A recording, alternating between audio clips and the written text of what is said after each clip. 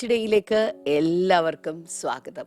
ഈ ഒരു morning glory പ്രോഗ്രാമുമായിട്ട് നിങ്ങളുടെ മുന്നിൽ നിൽക്കുമ്പോൾ ഭയങ്കര സന്തോഷമുണ്ട്. കാരണം എത്രയോ നാളുകളായിട്ട്, എത്രയോ വർഷങ്ങളായിട്ട് ഈ ഒരു പ്ലാറ്റ്ഫോമിലൂടെ ദൈവവചനം പഠിക്കുവാൻ കർത്താവ് നമ്മളെ സഹായിച്ചുകൊണ്ടിരിക്കുക. നിങ്ങളിൽ ചില ആളുകളുടെയൊക്കെ നോട്ട്സൊക്കെ വളരെ കൃത്യമാണ്. പല രാജ്യങ്ങളിലൊക്കെ ചെന്ന സമയത്ത് പല ആളുകളൊക്കെ ഏതെങ്കിലും ഒരു റിപ്പീറ്റ് ഒരു മെസ്സേജ് വന്നാൽ പോലും വളരെ പെട്ടെന്ന് അവർ തിരിച്ചറിയുകയും അത് മനസ്സിലാക്കുകയും ഒക്കെ ചെയ്യുന്നത് കണ്ടപ്പോൾ എനിക്ക് ഭയങ്കര സന്തോഷം തോന്നി. കാരണം എത്രത്തോളം ശ്രദ്ധയോടുകൂടിയാണ് അവർ ദൈവവചനം പഠിക്കുന്നത്, മനസ്സിലാക്കുന്നതെന്ന് കാണുമ്പോൾ ഭയങ്കര സന്തോഷമുണ്ട്. നമ്മൾ സാധാരണ പറയാറുണ്ട്, നമ്മുടെ മക്കൾ നന്നായിട്ട് ഭക്ഷണമൊക്കെ, ചെറിയ കുട്ടികളായിരിക്കുമ്പോഴേ ഒരു ശല്യമില്ലാതെ ഭക്ഷണമൊക്കെ കഴിച്ച് മുന്നോട്ട് പോകുന്ന കുട്ടികളാണെങ്കിൽ നമുക്ക് ഭയങ്കര സന്തോഷം. അത് കഴിക്കാതെ വാശി പിടിച്ച് കരഞ്ഞുകൊണ്ട് എപ്പോഴും പരാതിയൊക്കെ ആയിട്ടിരിക്കുന്ന കുഞ്ഞുങ്ങളെ കാണുമ്പോൾ നമുക്ക് ഭയങ്കര സങ്കടമാണ്. ഒരു അമ്മയെന്ന നിലയിൽ, ഒരു അപ്പനെന്ന നിലയിൽ മാതാപിതാക്കൾക്കൊക്കെ സങ്കടമായിരിക്കും. ഇതുപോലെ തന്നെയാണ് ആത്മീയമായ കാര്യത്തിലും. നിങ്ങൾ ഭക്ഷണം കഴിക്കുന്നത് കാണുമ്പോൾ, അത് എൻജോയ് ചെയ്യുന്നത് കാണുമ്പോൾ, അത് നിങ്ങളിലേക്ക് തന്നെ നിങ്ങളത് എന്താ പറയുക അസിമുലേറ്റ് ചെയ്യുന്നത് കാണുമ്പോൾ, നിങ്ങളിലേക്കത് വലിച്ചെടുക്കുന്നത് കാണുമ്പോൾ ഭയങ്കര സന്തോഷമാണ്. അത് കഴിക്കാതെ പിന്നെയും പരാതികളും പിറുപിറുപ്പായിട്ട് നടക്കുന്നത് കാണുമ്പോൾ സത്യം പറഞ്ഞാൽ സങ്കടമുണ്ട്.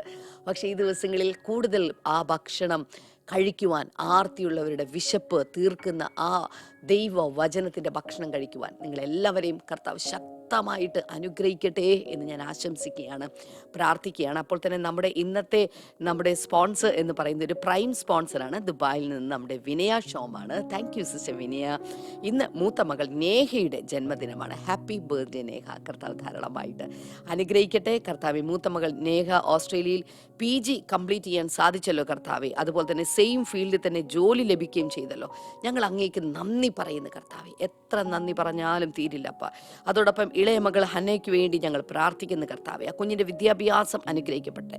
രണ്ട് മക്കളുടെയും ദൈവവചനത്തിലും അതുപോലെ ദൈവികമായ പാതയിലും അവർ രണ്ടുപേരും വളരുവാൻ ഞങ്ങൾ പ്രാർത്ഥിക്കുന്നു. അതുപോലെ വിനയ്ക്ക് വേണ്ടിയിട്ടും ഷോമിന് വേണ്ടിയിട്ടും ഞങ്ങൾ പ്രാർത്ഥിക്കുന്ന കർത്താവെ. രണ്ടുപേരുടെ മേലും ദൈവികമായ ആരോഗ്യവും ബലവും ശക്തിയും ആയുസ്സും അവർക്കുണ്ടാകട്ടെ എന്ന് ഞങ്ങൾ പ്രാർത്ഥിക്കുന്നു. അങ്ങ് അനുഗ്രഹിച്ചതിനായി നന്ദി പറയുന്നു, യേശുവിൻ്റെ നാമത്തിൽ തന്നെ. ആമേൻ, ആമേൻ. ഈ എപ്പിസോഡ് സ്പോൺസർ ചെയ്തതിന് വിനയോടുള്ള പ്രത്യേകമായിട്ടുള്ള നന്ദി ഞാൻ അറിയിക്കുകയാണ്. കർത്താവ് നിങ്ങളെ ധാരാളമായിട്ട് അനുഗ്രഹിക്കട്ടെ. നിങ്ങൾ ആരെങ്കിലുമൊക്കെ ഇത്തരത്തിൽ എപ്പിസോഡുകൾ സ്പോൺസർ ചെയ്യാൻ ആഗ്രഹിക്കുന്നുണ്ടെങ്കിൽ സ്ക്രീനിൽ കാണുന്ന നമ്പറിലേക്ക് ദയവായി കോൺടാക്ട് ചെയ്താലും. അപ്പോൾ തന്നെ ഇന്ന് നമ്മുടെ ഗ്ലോയുടെ സ്പെഷ്യൽ മീറ്റിംഗ് തിരുവല്ലയിൽ വെച്ച് നടക്കുകയാണ്. കൂടുതൽ ഡീറ്റെയിൽസ് ഒക്കെ നിങ്ങൾക്ക് സ്ക്രീനിൽ കാണാം. നാളെ ഇതുപോലെ തന്നെ നമ്മുടെ ബ്ലെസ്സിങ് ഫെസ്റ്റിവൽ, അതായത് സ്ത്രീകൾക്ക് വേണ്ടി മാത്രമല്ല, പുരുഷന്മാർക്കും കുട്ടികൾക്കും യൗവനക്കാർക്കും എല്ലാവർക്കും വേണ്ടിയിട്ടുള്ള അതിശക്തമായിട്ടുള്ള ഒരു മീറ്റിംഗ് തിരുവനന്തപുരത്ത് വെച്ച് കിഴക്കേക്കോട്ടയിലുള്ള നമ്മുടെ സാധാരണ നടക്കുന്ന രാജധാനി ഓഡിറ്റോറിയത്തിൽ വെച്ച് നടക്കുകയാണ്. എല്ലാ പ്രിയപ്പെട്ടവരും പ്രത്യേകമായിട്ട് ഞാൻ ക്ഷണിക്കുകയാണ്. കർത്താവ് വലിയ അനുഗ്രഹങ്ങളും നന്മകളും ഒക്കെ ആ മീറ്റിങ്ങിൽ ചൊരിയാനായിട്ട് പോവുകയാണ്. ദയവായി കടന്നു വരിക. നമ്മളെല്ലാവരും കാത്തിരിക്കുന്ന ഇന്നത്തെ സന്ദേശത്തിന് വേണ്ടിയിട്ടാണ് എന്നെനിക്കറിയാം. അതോടൊപ്പം തന്നെ ഇന്ന് വൈകുന്നേരം നടക്കുന്ന ഹാർട്ട് ടു ഹാർട്ട് പ്രോഗ്രാം മറക്കരുത്. വൈകുന്നേരം 7 മണി മുതൽ പ്രത്യേകിച്ച് ലൈവിലൂടെ നടക്കുന്ന പ്രോഗ്രാമിലേക്ക് എല്ലാ പ്രിയപ്പെട്ടവരെയും ഞാൻ സ്വാഗതം ചെയ്യുകയാണ്. വേഗത്തിൽ നമുക്ക് ഇന്നത്തെ സന്ദേശത്തിലേക്ക് കടക്കാം.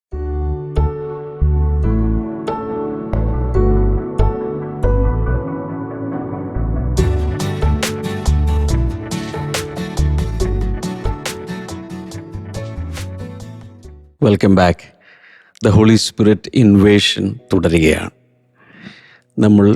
എനിക്ക് തോന്നുന്നു ഇതുവരെ 5 ഇൻവേഷനുകൾ കണ്ടു.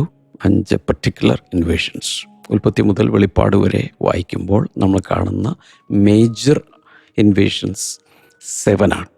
ഒത്തിരി അതിനിടയ്ക്കുണ്ട്. അതിനുശേഷം ചരിത്രത്തിൽ ഇന്നും തുടർന്നുകൊണ്ടിരിക്കുന്നത്, ഞാൻ ഈ വാക്കുകൾ പറയുമ്പോഴും പരിശുദ്ധാത്മാൻ്റെ ഇൻവേഷൻ എവിടെയെങ്കിലുമൊക്കെ നടന്നുകൊണ്ടിരിക്കുകയാണ്. എന്നാൽ ഇന്ന് 6ാമത്തേതിലേക്ക് നമ്മൾ പ്രവേശിക്കുകയാണ്. ആദ്യത്തേത് ഓർമ്മയുണ്ടോ? Universal invasion of the holy spirit at creation. സൃഷ്ടിപ്പിൻ്റെ സമയത്ത് ഉൽപ്പത്തി 1:2 അവിടെ ആഴത്തിൻ്റെ മേൽ ഇരുളുണ്ടായിരുന്ന ഭൂമി പാഴും ശൂന്യവുമായിരുന്നു. വെള്ളത്തിൻ്റെ മുകളിൽ ദൈവത്തിൻ്റെ പരിശുദ്ധാത്മാവ് പരിവർത്തിച്ചുകൊണ്ടിരുന്നു. അങ്ങനെ ഇന്ന് കാണുന്ന മനോഹരമായ ഭൂമി, സർവ്വജീവജാലങ്ങളോടുകൂടെയുള്ള ആവാസയോഗ്യമായൊരു ഭൂമി ഉടലെടുത്തു. അതിൻ്റെ പുറകിൽ പ്രവർത്തിച്ചത് പ്രകൃതി ദുരന്തങ്ങളല്ല, പരിണാമമല്ല, ദൈവത്തിൻ്റെ പരിശുദ്ധാത്മാവാണ്. കഴിഞ്ഞ ദിവസം പറഞ്ഞു, കാണുന്നതിൻ്റെ പുറകിൽ കാണാത്ത ഒരു കാരണമുണ്ട്. മറന്നുപോയോ? കാണുന്നതിൻ്റെ പുറകിൽ കാണാത്ത ഒരു കാരണമുണ്ട്.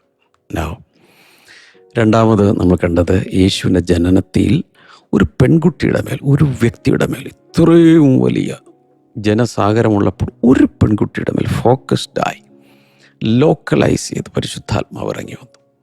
അതോടുകൂടെ പുറത്തു വന്നത് ലോകത്തെ മുഴുവൻ രക്ഷിക്കുന്ന ഒരു വ്യക്തിത്വമാണ്. ഇതുപോലെ നമ്മിൽ വ്യക്തിപരമായ പരിശുദ്ധാത്മാവ് വരികയാണെങ്കിൽ അതിൽ നിന്നും ഒരു ദൈവത്തിൻ്റെ പ്രോജക്റ്റ് പുറത്തേക്ക് വരും. അതിനുശേഷം യേശു കർത്താവ് ജലസ്നാനം കഴിഞ്ഞ് കരയിൽ കയറി യോർദാൻ നദിയുടെ തീരത്ത് പ്രാർത്ഥിക്കുമ്പോൾ ദൈവത്തിൻ്റെ പരിശുദ്ധാത്മാവ് പ്രാവുന്ന രൂപത്തിൽ തന്നെ ഇറങ്ങി വന്നു. അങ്ങനെ തന്നെ അഭിഷിക്തനാക്കി. അഭിഷേകത്തോടുകൂടെ താൻ അതിശക്തമായ ശുശ്രൂഷ നാട്ടിലെങ്ങും ചെയ്തു. അതാണ് Jesus ministry under the anointing of the holy spirit. അടുത്ത new birth of a believer. ഇന്നൊരു വിശ്വാസിയിൽ ദൈവത്തിൻ്റെ പരിശുദ്ധാത്മാവ് പാപപങ്കിലമായി മരിച്ചു കിടക്കുന്ന, മൃതമായി കിടക്കുന്ന, ആർക്കും രക്ഷിക്കാൻ കഴിയാത്ത ഒരു ഹ്യൂമൻ സ്പിരിറ്റിനെ ദൈവത്തിൻ്റെ പരിശുദ്ധാത്മാവ് അകത്തേക്ക് വചനത്തോടുകൂടി ചെന്ന് ക്യുക്കൻ ചെയ്ത് ജീവിപ്പിച്ച് എഴുന്നേൽപ്പിച്ച് പുതിയ സൃഷ്ടിയാക്കി നരകത്തിലേക്ക് പോകാതെ സ്വർഗത്തിലേക്ക് കൊണ്ടുപോകുന്നു. ഇതാണ് പരിശുദ്ധാത്മാവിൻ്റെ വലിയൊരു ഇൻവേഷൻ. അടുത്തത് പെന്തക്കോസ്റ്റ് ഔട്ട് പോറിങ് നമ്മൾ കണ്ടു, അല്ലേ? പെന്തക്കോസ്ത് നാളിലെ അതിഭയങ്കരമായ പരിശുദ്ധാത്മ പകർച്ച. പഴയ നിയമത്തിൽ ഒരിക്കലും പരിശുദ്ധാത്മ പകർച്ച ഉണ്ടായിട്ടില്ല, ഈ മാഗ്നിറ്റ്യൂഡിലുണ്ടായിട്ടില്ല. ചില കൊച്ചു കൊച്ചു പരിപാടികൾ. എന്നാൽ ഇന്ന് ആ പെന്തക്കോസ്ത് നാളിന് ശേഷം ഇന്നും ലോകത്തിൽ അനേക സ്ഥലങ്ങളിൽ ആത്മപകർച്ച നടന്നുകൊണ്ടിരിക്കുകയാണ്.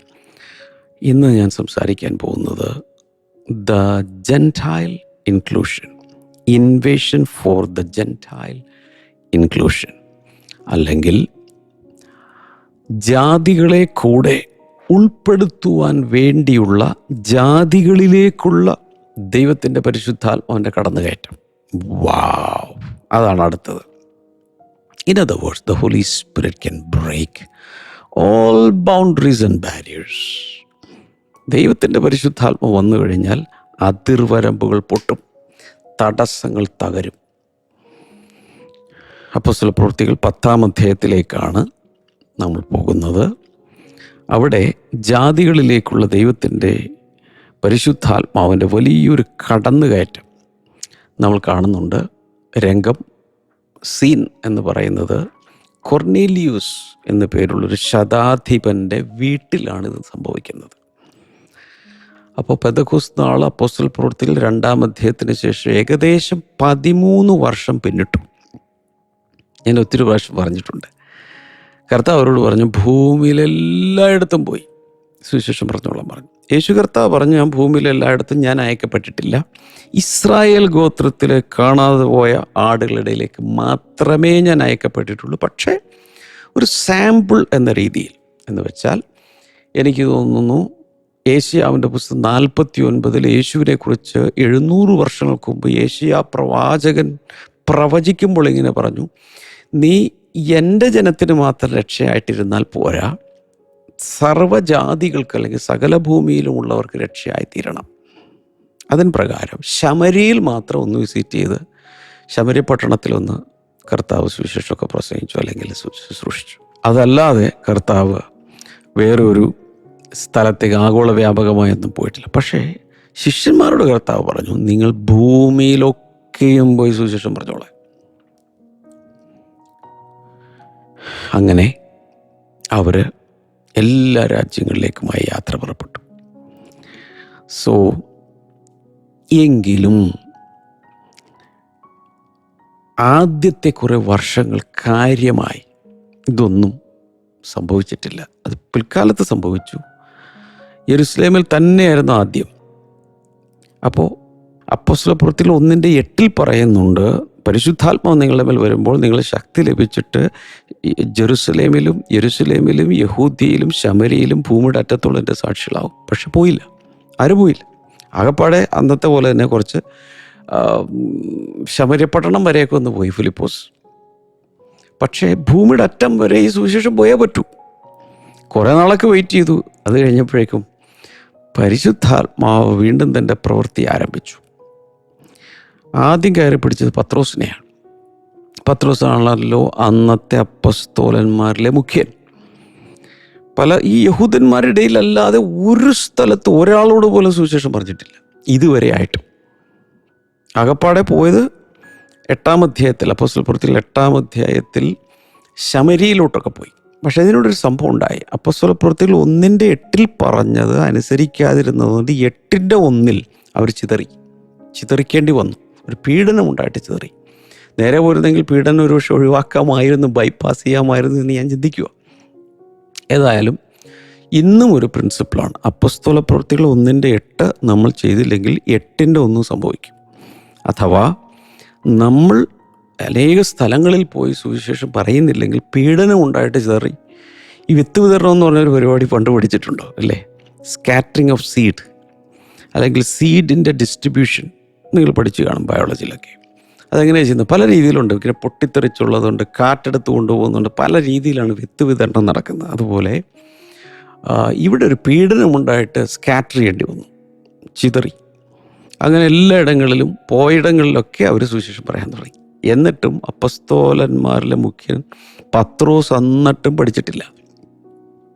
10-ാം അധ്യായത്തിൽ അവിടെ യോപ്പയിൽ അല്ലേ, ജോപ്പ എന്ന് പറയുന്ന ഒരു സ്ഥലത്ത് തോൽക്കൊല്ലനായ ശിമോൻ്റെ വീട്ടിൽ, ഇതും ശിമോനാണ് അതും ശിമോനാണ്, വീട്ടുകാരന് ശിമോനാണ്, വന്ന് പാർക്കുന്ന ആൾ ശിമോനാണ്. ഇത് ശിമോൻ പത്രോസ്, മറ്റേ തോൽക്കൊല്ലനായ ശിമോൻ. അപ്പോൾ അവിടെ താമസിച്ച് ശുശ്രൂഷയൊക്കെ ചെയ്യുന്ന സമയത്താണ് അവർ പെട്ടെന്നൊരു അല്ലേ ദർശനമൊക്കെ കാണുന്നു. ഒരു സ്വർഗത്തിൽ നിന്നൊരു ഷീറ്റിൽ എല്ലാ ടൈപ്പ് മൃഗജാലങ്ങളും വരുന്നു, അറുത്ത് തിന്നുക എന്ന് കേൾക്കുന്നു, പറ്റില്ല എന്ന് പറയുന്നു, 3 പ്രാവശ്യം ഉണ്ടാകുന്നു, ഷീറ്റ് വലിച്ചു എടുക്കപ്പെടുന്നു. കാര്യം മനസ്സിലായി. ദൈവം ശുദ്ധീകരിച്ച് നീ അശുദ്ധമെന്നെണ്ണരുത് എന്ന് വെച്ചാൽ ഈ ജാതികളെയും ദൈവം ശുദ്ധീകരിക്കുകയാണ്, ജാതികളെയും ദൈവം ശുദ്ധീകരിക്കുക. അതുകൊണ്ട് നീ അശുദ്ധമെന്നെണ്ണരുത്, അവരിലേക്ക് പോകണം എന്ന് പറഞ്ഞു. അപ്പോഴാണ് മുട്ട് കേൾക്കുന്നു, ആളുകൾ എത്തിക്കഴിഞ്ഞു. നമുക്ക് അപ്പോസ്തലപ്രവൃത്തികൾ 10-ാം അധ്യായത്തിൻ്റെ ആദ്യം ഒന്ന് നോക്കാം. അപ്പോസ്തലപ്രവൃത്തികൾ 10-ന്റെ ആദ്യം, ആക്ട്സ് ചാപ്റ്റർ 10 verse number 1. അവിടെ at Caesarea there was a man named Cornelius, a centurion in what was known as the Italian regiment. അപ്പോൾ ഈ കൈസരിയയിലാണ് ഈ സംഭവം. കൈസരിയ എന്ന് പറയുന്ന സ്ഥലത്ത് കൊർണല്യൂസ് എന്നു പേരുള്ളൊരു ശതാധിപൻ ഉണ്ടായിരുന്നു. അല്ലേ, ഇത്താലിക്ക് എന്ന പട്ടാള വിഭാഗത്തിൽ അതൊക്കെ നോക്കിക്കൊണ്ടിരിക്കുന്ന 100 പേരുടെ അധിപനായ 300 പട്ടാളക്കാരുടെ മുകളിലുള്ള ശതാധിപൻ, സെഞ്ചൂറിയൻ ഉണ്ടായിരുന്നു. ലൂക്കോസിൻ്റെ സുവിശേഷം 7:2 ഒരു ശതാധിപനെ കാണുന്നുണ്ട്. 7:2 ഒരു ശതാധിപനെ കാണുന്നത്, ഈ ശതാധിപൻ്റെ സെർവൻ്റ് വളരെ ദീനമായി കിടന്ന് മരിക്കാൻ പോവുക. അപ്പോൾ യേശു അവിടെ ആ ബാല്യക്കാരനെ സൗഖ്യമാക്കുന്നൊരു രംഗമുണ്ട്. ഓർമ്മയുണ്ടോ? വേദപണ്ഡിതന്മാർ പറയുന്നത് അതേ ശതാധിപനാണ് ഈ കൊർന്നേലിയോസ്. അന്ന് യേശുവിൻ്റെ അടുക്കൽ വന്ന ആ ശതാധിപൻ തന്നെയാണ് കൊർന്നേലിയോസ്. കൊർന്നേലിയോസ് ആയിരുന്നു അന്ന് വന്നത് എന്നാണ് അഭിപ്രായം പണ്ഡിതന്മാർ പറയുന്നത്. അപ്പം അവിടെ അന്ന് യേശുവിൻ്റെ അടുക്കൽ വന്ന് ഒരു മിറക്കിൾ കണ്ടവനാണ്. ഈ പറയുന്നത് ശരിയാണെങ്കിൽ അന്ന് ഒരു മിറക്കിൾ കണ്ടതാണ്. യേശുവിൻ്റെ ശുശ്രൂഷയിൽ തൻ്റെ ബാല്യക്കൻ, ഒരു സെർവൻറ്റ് ബോയ് സൗഖ്യമായി ഭയങ്കര ഒരു മിറക്കിൾ നടന്നു. യേശു അവിടെ വന്നുപോലുമില്ല. കാരണം അദ്ദേഹം തന്നെ പറഞ്ഞു, ഞാൻ വീട്ടിൽ വരാനുള്ള യോഗ്യതയൊന്നുമില്ല, കാരണം ഞാനൊരു ജാതീയനാണ്, അതുകൊണ്ട് നീ യഹൂദനായ നീ എൻ്റെ വീട്ടിൽ വരാനുള്ള യോഗ്യതയൊന്നും എനിക്കില്ല.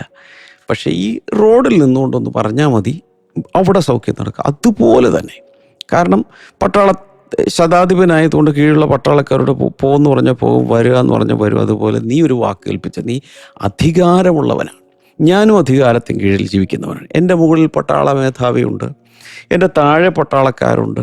കാരണം ഒരു വാക്ക് കൽപ്പിച്ചാൽ ഈ പരിപാടികൾ നടക്കും. കൽപ്പിച്ചാൽ മതി, കാര്യങ്ങൾ എക്സിക്യൂട്ട് ചെയ്യാൻ പറ്റും. അങ്ങനെയെങ്കിൽ അങ്ങ് വലിയ അധികാരിയായതുകൊണ്ട് ഒരു വാക്ക് ഇവിടെ നിന്ന് പറഞ്ഞാൽ മതി, എൻ്റെ ബാല്യക്കാരൻ്റെ സൗഖ്യം കിട്ടും. അതുപോലെ തന്നെ യേശു അവിടെ നിന്ന് സൗഖ്യമാകാൻ പറഞ്ഞു. വചനം അയച്ച് 107:20 അനുസരിച്ച് സങ്കീർത്തനങ്ങൾ അവിടെ സൗഖ്യം നടന്നു. അതേ ആളാണ് ഇതെന്നാണ് പറയപ്പെടുന്നത്. അങ്ങനെ അദ്ദേഹം അവിടെ പ്രാർത്ഥിച്ചൊക്കെ ഇങ്ങനെ ഇരിക്കുന്ന സമയത്താണ് ഒരു ദൂതൻ അവിടെ വന്നിട്ട് പറഞ്ഞു, പത്രോസിനെ വിളിച്ചിട്ട് അവൻ്റെ പ്രസംഗം കേൾക്കാൻ പറഞ്ഞു. ദൂതനങ്ങ് നേരെ സുവിശേഷം പറഞ്ഞാൽ മതിയായിരുന്നു. പക്ഷേ ദൂതന് ഈ കാലത്ത് ഇത് പറയാൻ അധികാരമില്ല. എന്നാൽ വെളിപ്പാട് പുസ്തകത്തിൽ വരുമ്പോൾ നിത്യസുവിശേഷം പറയുന്ന ചില ദൂതന്മാരെ നമ്മൾ കാണുന്നുണ്ട്. പക്ഷേ ഈ കാലത്ത് ഒരു കാരണവശാലും ദൂതന്മാർ വന്ന് സുവിശേഷം പറയാൻ പെർമിഷൻ ഇല്ല. രക്ഷിക്കപ്പെട്ടവർ രക്ഷിക്കപ്പെടാത്തവരോട് സുവിശേഷം പറയണം. എല്ലാവരും ഒന്ന് പറഞ്ഞേ, രക്ഷിക്കപ്പെട്ടവർ രക്ഷിക്കപ്പെടാത്തവരോട് രക്ഷയെക്കുറിച്ച് പറയണം. ഒന്നുകൂടെ എല്ലാവരും ചേർന്ന് പറ, ടൈപ്പ് ചെയ്തിടുക. രക്ഷിക്കപ്പെട്ടവർ രക്ഷിക്കപ്പെടാത്തവരോട് രക്ഷയെക്കുറിച്ച് പറയണം, രക്ഷകനെക്കുറിച്ച് പറയണം. ഇതാണ് ദൈവത്തിൻ്റെ രീതി. സ്വപ്നങ്ങളിലൊക്കെ കർത്താവ് പലതും ചെയ്യുന്നുണ്ട്. ഇറാനിലൊക്കെ മാസീവായി ഒത്തിരി പേര് യേശുവിനെ സ്വപ്നം കാണുന്നു. അവർ വചനം അന്വേഷിക്കും, ബൈബിൾ എടുത്ത് വായിക്കുന്നു, അവർ രക്ഷിക്കപ്പെടുന്നു. അത് അങ്ങനെ ഒരു രാജ്യത്ത് സംഭവിക്കുന്നെങ്കിൽ നോർമലി സംഭവിക്കുന്നത് രക്ഷിക്കപ്പെട്ടവരാണ് രക്ഷിക്കപ്പെടാത്തവരോട് രക്ഷയെക്കുറിച്ചും രക്ഷകനെക്കുറിച്ചും പറഞ്ഞ് രക്ഷയിലേക്ക് കൊണ്ടുവരേണ്ടത്. ഓൾറൈറ്റ്. അതുകൊണ്ടാണ് പത്രോസിനെ വിളിച്ചു വരുത്താൻ പറയുന്നു. ഇവിടുന്ന് കുറച്ച് പേര് കൊർന്നല്യൂസിൻ്റെ വീട്ടിൽ നിന്നും എവിടെ പോകുന്നു? പത്രോസ് ജോപ്പയിലാണ്, അങ്ങോട്ട് പോകുന്നു. അങ്ങനെ പോയി അപ്പോൾ കൈസരിയിൽ നിന്നും ട്രാവൽ ചെയ്ത് ജോപ്പയിലെത്തുന്നു. ജോപ്പയിലെത്തിയപ്പോൾ അതിനിടയിലാണ് പത്രോസിന് ഈ നേരത്തെ പറഞ്ഞ വിഷനൊക്കെ കണ്ട ആൾ റെഡിയാണിപ്പോൾ. ആര് വിളിച്ചാലും എവിടെ ശുശ്രൂഷയ്ക്ക് വിളിച്ചാലും പോകാൻ കഴിയും. ഇതിനു മുമ്പ് സിനഗോഗുകളിലും യഹൂദന്മാരുടെ വീട്ടിൽ മാത്രമേ പോവുള്ളൂ. പക്ഷേ ഇപ്പം അതല്ല, എവിടെ പോകാനും റെഡിയായിട്ടിരിക്കുന്ന ഒരു പരുവത്തി. എന്തുകൊണ്ട്? ഒരു വിഷൻ കണ്ടതുകൊണ്ട്. ആ വിഷനിൽ അദ്ദേഹത്തിൻ്റെ വേൾഡ് വ്യൂ മാറി, അദ്ദേഹത്തിൻ്റെ രീതികൾ മാറി. അങ്ങനെ ഇപ്പോൾ റെഡിയായി നിൽക്കുന്ന സമയത്ത് പത്രോസിനെ ആളുകൾ വന്ന് വിളിക്കുന്നു. അദ്ദേഹം അവിടുന്ന് പുറപ്പെടുന്നു. പുറപ്പെട്ട് വീട്ടിലെത്തുന്നു. നമുക്ക് 23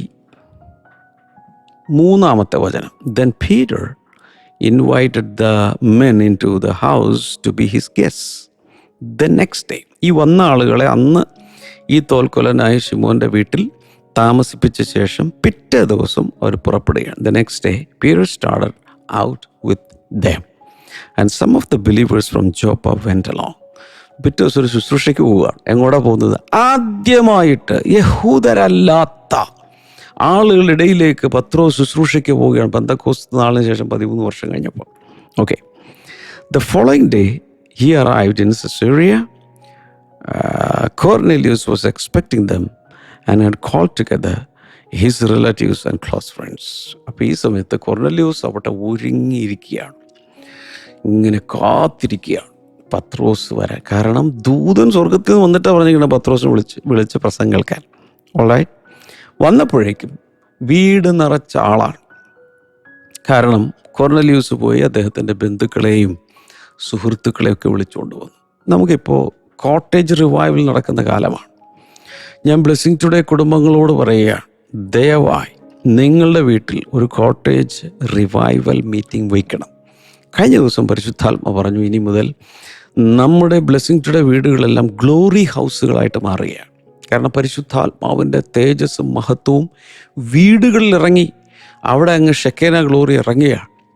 കാരണം ഇത് ദ ഇയർ ഓഫ് ഗ്ലോറി റലമാണ്. തീരാൻ പോകും. അടുത്ത ഒക്ടോബർ, നവംബർ, ഡിസംബർ 3 മാസമേ ഉള്ളൂ, തീരുകയാണ്. അപ്പോൾ ഗ്ലോറി ഹൗസാണ്. എല്ലാവരും എന്ന് പറഞ്ഞാൽ glory house. My house is a glory house. എല്ലാവരും എന്ന് പറഞ്ഞാൽ എൻ്റെ വീട് മഹത്വത്തിൻ്റെ വീടാണെന്ന് പറയാം. ടൈപ്പ് ചെയ്തിടുക, my house is a glory house.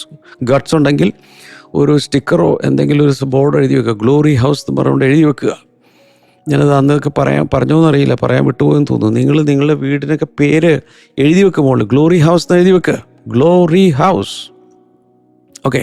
ഏതായാലും ഇവിടെ വീട് നിറയെ ആളാണ്. ഞാൻ പറയാൻ വന്നത്, നിങ്ങളുടെ വീട്ടിലൊരു കോട്ടേജ് റിവൈവൽ നടക്കുമ്പോൾ, നിങ്ങളുടെ വീട്ടിലൊരു പ്രാർത്ഥന വയ്ക്കുമ്പോൾ, നിങ്ങളുടെ ബന്ധുക്കളെയും മിത്രങ്ങളെയും ആൾക്കാരെയും കൂടെ വർക്ക് ചെയ്യുന്നവരെയും സഹപാഠികളെയും സഹപ്രവർത്തകരെയും കൂട്ടുകാരെയും നാട്ടുകാരെയും എല്ലാം വിളിക്കുക. അവിടെ ഒരു ഗ്ലോറി ഇറങ്ങട്ടെ, പരിശുദ്ധാത്മാവിനെ സ്പർശിക്കട്ടെ. ഇവിടെ ഈ ഒരിക്കലും രക്ഷിക്കപ്പെട്ടില്ലാത്ത ഇദ്ദേഹത്തിനും അറിയില്ല എന്താ സംഭവിക്കാൻ പോകുന്നത്. ഒരുപക്ഷെ അന്ന് യേശുവിനെ കണ്ടു വലിയൊരു മിറക്കിൾ കിട്ടിയ ആളാണ്, സാക്ഷിയൊക്കെ പറഞ്ഞതാണ്. പക്ഷേ ഇപ്പോൾ വിളിച്ചേക്കുക. നോക്കൂ. And 25 As Peter entered the house, Cornelius met him and fell at his feet in reverence. വലിയൊരു ദൈവദാസന വന്നിരിക്കുന്നു, ദൈവപുരുഷന വന്നിരിക്കുന്നത്, ദൂതൻ പറഞ്ഞിട്ടാണ്. അപ്പൊ സ്വർഗം അറിയുന്നു, ദൂതൻ അറിയുന്ന ആളായി വന്നിരിക്കുന്നേ. നേരെ ഒരൊറ്റ വീഴ്ച വീണു അദ്ദേഹത്തിൻ്റെ കാൽക്കൽ. അടുത്തത്, but Peter made him get up. Stand up, he said. I am only a man myself. ഞാൻ വേറൊരു മനുഷ്യൻ, എഴുന്നേക്കാൻ പറഞ്ഞു. 27. While talking with him, Peter went inside and found a large gathering of people. അകത്തോട്ട് ചെന്നപ്പോഴാണ് ഒരു വലിയ കൂട്ടം ആളുകൾ. ഇത് പട്ടാള മേധാവിയാണ്, വലിയ വീടും നല്ല ധനികനുമാണെന്നുള്ളത് മറക്കരുത്. He said to them, You are well aware that it is against our law for a Jew to associate with or visit a Gentile. നിങ്ങൾക്ക് എല്ലാവർക്കും അറിയാലോ, ഒരു യഹൂദനായ എനിക്ക് ഈ ജാതികളോടുകൂടെ വിസിറ്റ് ചെയ്യുകയോ സമ്പർക്കം പുലർത്തുകയോ ചെയ്യുന്നതിൻ്റെ മുടക്കമുണ്ടെന്നുള്ളത് നിങ്ങൾക്കറിയാം. അപ്പം ഇപ്പോഴും അദ്ദേഹത്തിൻ്റെ ഉള്ളിൽ നിന്ന് അത് പറഞ്ഞു പോയിട്ടില്ല. ഞാനൊരു യഹൂദനാണ് എന്നുള്ള രീതിയിൽ നിൽക്കുക. പക്ഷെ കർത്താവ് എന്നത് പൊളിക്കുക. But God has shown me that I should not call anyone impure or unclean. ദർശനം കണ്ടേ ഉള്ളൂ. അദ്ദേഹം പറയണം, ആരെയും അശുദ്ധനായി കാണരുത്, അൺക്ലീനായി കാണരുത് കർത്താവിനോട് പറഞ്ഞിരിക്കുന്നു. So when I was sent for, I came without raising any objection. അതുകൊണ്ടാണ് എന്നെ ആളയച്ച് വിളിച്ചപ്പോൾ ഞാൻ ഒരു എതിർപ്പും കൂടാതെ വന്നിരിക്കുന്നത്. May I ask why you sent for me? എന്തിനാണ് നിങ്ങൾ എന്നെ വിളിച്ചു വരുത്തിയത്? അപ്പോൾ കൊർന്നലിയൂസ് ബാക്കി കഥകൾ പറയാം. 3 days ago I was in my house praying at this hour. 3 ദിവസങ്ങൾക്ക്, അപ്പോൾ 3 ദിവസം അങ്ങോട്ടും ഇങ്ങോട്ടും യാത്രയൊക്കെ കഴിഞ്ഞ് പഠിച്ചപ്പോഴേക്കും 3 ദിവസമായി. At 3 in the afternoon, ഒരു ഉച്ചയ്ക്ക് ശേഷം ഒരു 3 മണി സമയം പ്രാർത്ഥനയിലാണ്. അപ്പോൾ 3 മണിക്കൊക്കെ പ്രാർത്ഥിക്കുമായിരുന്നു അദ്ദേഹം ഉച്ചയ്ക്ക്.